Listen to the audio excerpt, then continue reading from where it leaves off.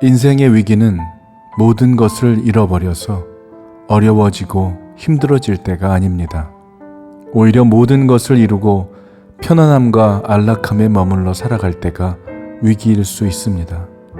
어렵고 힘들어 주님밖에는 붙잡을 수 있는 게 아무것도 없을 때, 그때가 오히려 축복입니다.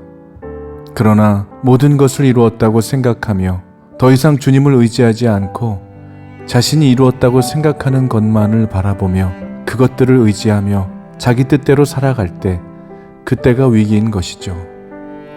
하나님께 귀하고 아름답게 쓰임을 받고도 이후에 변질되어 삶이 무너져버린 자들의 이야기가 성경에 등장합니다. 인류 대홍수로부터 구원받았던 노아도 후에 포도주에 취해서 범죄하였고, 출애굽과 광야를 거쳐 결국 가나안에 들어간 이스라엘은 가나안에서 하나님을 잃어버리고 우상들을 섬김으로 타락하고 맙니다.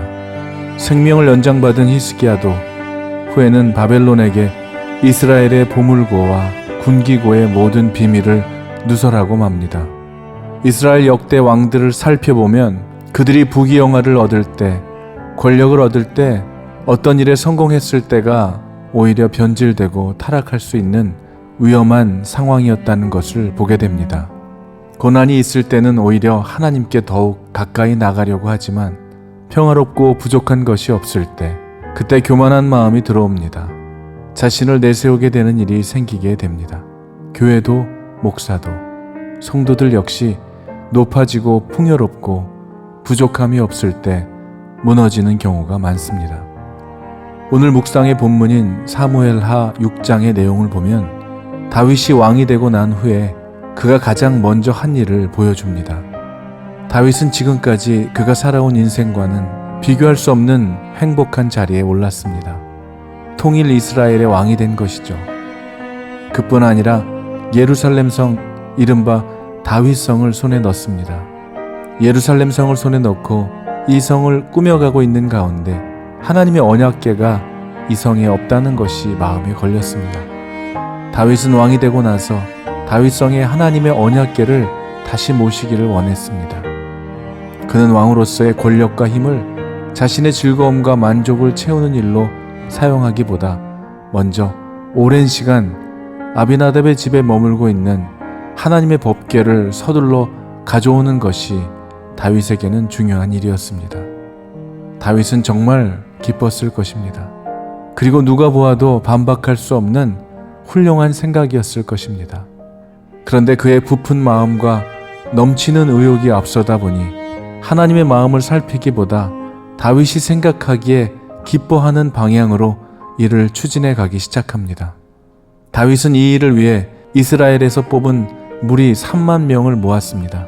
그리고 그 모은 3만 명의 무리를 길가에 세우고 하나님의 언약궤를 수레에 실어서 올 때에 3만 명에게 악기를 주어서 노래하고 박수치고 찬양하도록 했습니다. 말씀에 기록된 대로라면 언약궤를 수레에 실어 와서는 안 되고 메고 지고 와야 했습니다.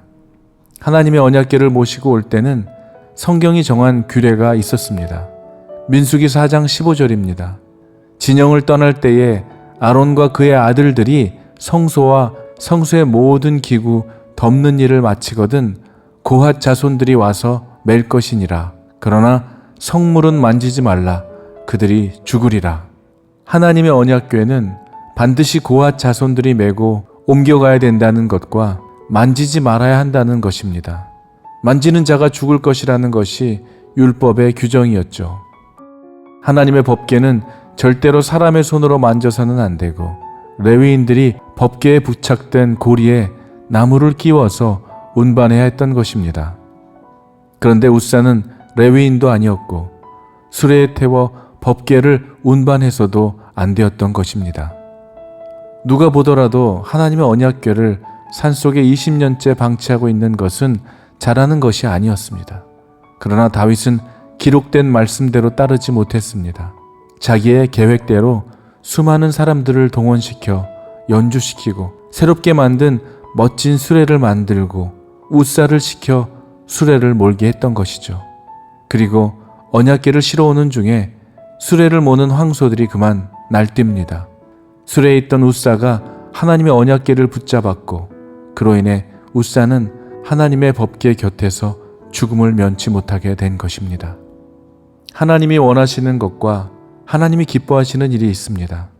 하나님이 원하시고 바라시는 것이 분명히 있음에도 불구하고 그것과는 상관없이 내가 원하고 내가 바라고 내가 기뻐하는 것을 고집하며 내가 좋아하는 것을 하나님도 기뻐하실 거라는 교만함에 빠지게 되는 일이 있습니다. 사람들의 눈으로 볼 때는 잘하는 것처럼 보일지라도 실상은 하나님의 마음을 힘들게 하고 하나님의 마음을 어지럽히는 결과를 초래하게 되기도 합니다. 저 또한 주님께 붙잡힌 바 되어 사명에 사로잡혀 살아가면서 생각지도 못했던 일들에 대해 꿈을 주시고 비전을 주셔서 영혼 구원이라는 목표를 향해 주신 꿈을 추진해 가고 있었습니다. 하루하루 그 일을 생각만 해도 가슴이 벅차오르고 그 일로 인해 잠을 설쳐도 피곤하지도 않았습니다. 그렇게 계획을 세우고 일을 추진해 가고 있을 때 주님은 느닷없이 제 마음에 노크를 하시며 이렇게 말씀을 하시는 겁니다.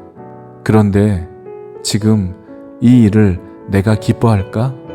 라고 하시는 겁니다. 내가 원해서 시작한 일도 아니었고 주님께서 영감을 주셔서 시작한 일이었기에 더더욱 의아했지만 바로 이해할 수 있었던 것은 주님이 주신 일을 주님께 의뢰하지도 묻지도 않고 내 생각, 내 뜻, 내 경험을 의지하며 하고 있었기 때문이었습니다. 일을 추진하는 것이 중요한 것이 아니라 하나님의 뜻대로 아버지가 원하시는 대로 주님의 손과 발이 되어 순종하는 것이 그 무엇보다도 중요했던 것이란 것을 알게 되었던 것입니다. 사랑하는 여러분, 신명기 8장 11절에서 14절의 말씀이 오늘 우리에게 주시는 주님의 음성이라고 듣게 되시기를 주의 이름으로 축원합니다. 오늘 내가 당신들에게 전하여 주는 주님의 명령과 법도와 규례를 어기는 일이 없도록 하고 주 당신들의 하나님을 잊지 않도록 하십시오. 당신들이 배불리 먹으며 좋은 집을 짓고 거기에서 살지라도 또 당신들의 소와 양이 번성하고 은과 금이 많아져서 당신들의 재산이 늘어날지라도 혹시라도 교만한 마음이 생겨서 당신들을 이집트 땅 종살이하던 집에서 이끌어내신 주 당신들의 하나님을 잊어버리는 일이 없도록 하십시오. 아멘.